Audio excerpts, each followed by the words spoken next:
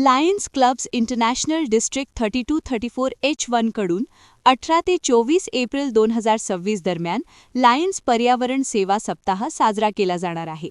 या अंतर्गत पर्यावरण संवर्धन आणि चांगल्या जीवनशैलीला प्रोत्साहन देण्यासाठी संपूर्ण जिल्ह्यात विविध प्रभावी उपक्रम राबविले जाणार आहेत. आज हरित, उद्या स्वच्छ, ग्रीन टुडे क्लीन टुमॉरो या थीमवर आधारित या आठवडाभर चालणाऱ्या उपक्रमात झाडांची देखभाल आणि व्यवस्थापन, कचरा गोळा करण्याची मोहीम, प्लास्टिक मुक्तीसाठी जनजागृती, कचऱ्याचे वर्गीकरण व पुनर्वापर, पाणी संवर्धन उपक्रम घेण्यात येतील. यामध्ये युवक आणि सामान्य नागरिकांचा सक्रिय सहभाग असेल. मुख्य कार्यक्रम म्हणून 22 एप्रिल 2026 रोजी सायंकाळी 6 वाजल्यापासून नागपूरमधील फुटाला तलाव येथे मेगा अर्थ डे रॅली आणि सेलिब्रेशन आयोजित करण्यात येणार आहे. या रॅलीमध्ये लायन्स सदस्य, NCC कॅडेट्स, नागरिक, विद्यार्थी आणि स्वयंसेवक मोठ्या संख्येने सहभागी होणार असून पर्यावरण संरक्षणासाठी एकत्रित संदेश देतील. या कार्यक्रमात एक मोठी जनजागृती रॅली काढली जाईल. तसेच अर्थ डेची शपथ दिली जाईल, स्वाक्षरी मोहीम राबविली जाईल आणि नागरिकांचा सहभाग वाढवण्यासाठी विविध उपक्रम आयोजित केले जातील.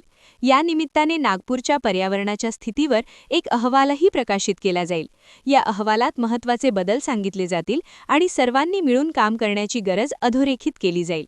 लायन्स क्लबच्या सदस्यांनी नागरिकांना मोठ्या संख्येने सहभागी होण्याचे आणि अधिक स्वच्छ, हरित आणि शाश्वत भविष्य घडवण्यासाठी आपला संकल्प पुन्हा दृढ करण्याचे आणि चला मिळून पृथ्वीची सेवा करूया, छोट्या छोट्या प्रयत्नांनी मोठा बदल घडू शकतो, असे म्हणत आवाहन केले.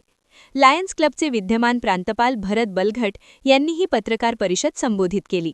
यावेळी नियोजित प्रांतपाल विलास साखरे, नियोजित उपप्रांतपाल अरुण चतुर्वेदी, निशिकांत प्रतापे, उमेश महतो उपस्थित होते.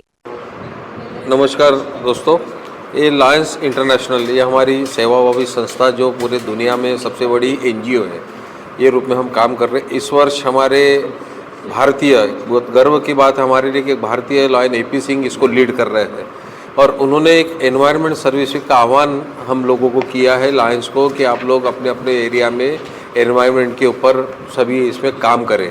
जहाँ पर हम प्लास्टिक अवेयरनेस बोलो, वेस्ट कलेक्शन हो गया या ट्री केयरिंग हो गया, इस टाइप के प्रोग्राम. और इसमें सबसे बड़ा कि अर्थ डे मनाना है 22 तारीख का और लोगों पे जागरूकता लाना है कि हमें एनवायरनमेंट को कैसे बचाना है और हमारे आगे के लाइफ, हमारे आने वाली पीढ़ियों की लाइफ को अच्छा करना है, तो हमें एनवायरनमेंट की तरफ खास ख्याल रखना है. ये उनका स्पेशल प्रोग्राम उन्होंने दिया है और ये पहला मौका है 108 वर्षों में कि हम लायंस के तरफ से एनवायरनमेंट वीक मनाने की कोशिश कर रहे हैं. तो आप सभी से मैं अपील करता हूँ कि आप लोग इस पर ज़रूर ध्यान दें और अपने अपने एरिया, घरों के पास का भी हमने अगर अपना एनवायरनमेंट का टिक कर लिए तो हमारे जीने के लिए एक बहुत अच्छा कार्य हो जाएगा. तो मैं सभी से अपील करता हूँ कि इस बात में लायंस का भी सपोर्ट कर रहे हैं और अपनी अपनी संस्था के थ्रू भी आप लायंस के साथ मिलकर हम लोग ये काम कर सकते हैं. आप चाहो तो हमसे जुड़ सकते हो और हम लोग भी आपसे जुड़ सकते हैं. आप ज़रूर कोशिश कीजिए और आने वाले समय में हम एक अच्छा भविष्य हमारे देश का साफ सुथरा बनाएंगे, ऐसी हम मनोकामना करते हैं. धन्यवाद. हम लोग एनवायरनमेंट डे मना रहे हैं अप्रैल 18 से लेकर 24 तक. और लायंस की हिस्ट्री में पहली बार ये इंटरनेशनल लेवल पर मनाया जा रहा है 200 देशों में. हमारे डिस्ट्रिक्ट में, जैसे भरत भाई ने बताया, 8 जिले हैं. हर जगह अलग अलग प्रकार के कार्यक्रम लिए गए. आज सुबह से ये कार्यक्रम चालू हो गए.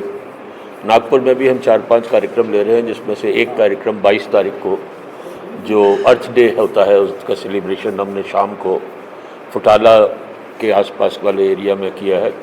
शाम को 6 बजे से 7:30-8 बजे तक रहेगा ये, जहाँ NCC के कैडेट्स, उनका को उन्होंने भी पार्टिसिपेट किया है, स्टूडेंट्स ने किया है, हमारे अपने मेंबर्स रहेंगे. वहाँ हम signature campaign, selfie point, oath pledge जिसे बोलते हैं, अर्थ डे प्लेज. एंड सबसे इम्पॉर्टेंट चीज़ कि उस दिन हम स्टेटस ऑफ नागपुर एनवायरनमेंट की एक रिपोर्ट इशू करेंगे, जिसमें ये डिटेल है कि नागपुर पिछले 50-60 साल में कैसे बढ़ा और क्या क्या. एक समय पे हम ग्रीनेस्ट सिटी थे, सेकंड ग्रीनेस्ट सिटी थे. आज हमारा कहीं पहले 10 में भी नाम नहीं है. तो उसको देखते हुए हमने वो रिपोर्ट बनाई है. हम वो रिपोर्ट अथॉरिटीज़ को सबमिट करेंगे, पब्लिक अवेयरनेस के लिए देंगे. और इस कार्यक्रम को हम चाहेंगे अच्छा सहयोग हमें मिले पब्लिक का. पब्लिक जैसे तरीके से पार्टिसिपेट करना चाहे करें. तो आप लोगों के थ्रू हम उम्मीद करते हैं ये सब तक ये बात जाएगी. बहुत बहुत धन्यवाद. Thank you so much. तुम्ही जसं मगाशी विचारलं की लायन्सची हिस्ट्री काय आहे, तर लायन्स इंटरनॅशनल 1917 साली स्थापन झालेली संस्था आहे. मेल्विन जोन्स यांनी ही संस्था स्थापन केली होती.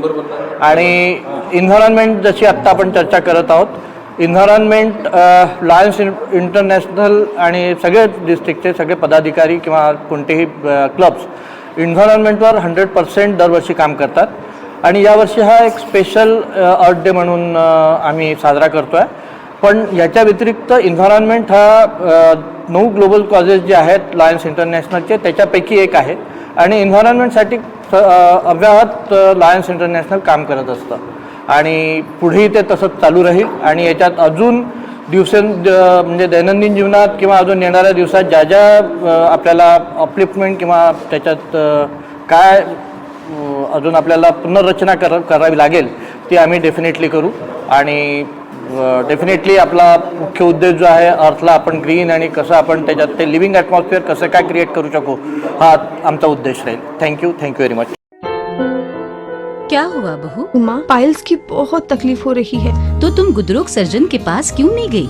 देखो, जैसे हार्ट के लिए हार्ट स्पेशलिस्ट, ब्रेन के लिए ब्रेन स्पेशलिस्ट, तो पाइल्स के लिए पाइल स्पेशलिस्ट क्यों नहीं? स्त्री हो या पुरुष, टॉयलेट में तकलीफ केवल पाइल्स ही नहीं और भी कई प्रकार के गुदरोग तथा कैंसर भी हो सकता है.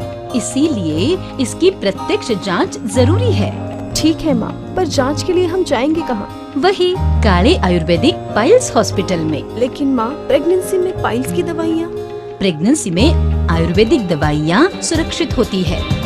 जनहित में जारी काड़े आयुर्वेदिक पाइल्स हॉस्पिटल, औषधि चिकित्सा तथा सर्जरी ट्रीटमेंट उपलब्ध. हमारा पता उमरेड रोड, दिघौरी बस स्टॉप के पास, नागपुर. अधिक जानकारी के लिए वेबसाइट पर जाएं kadepailshhospital.com.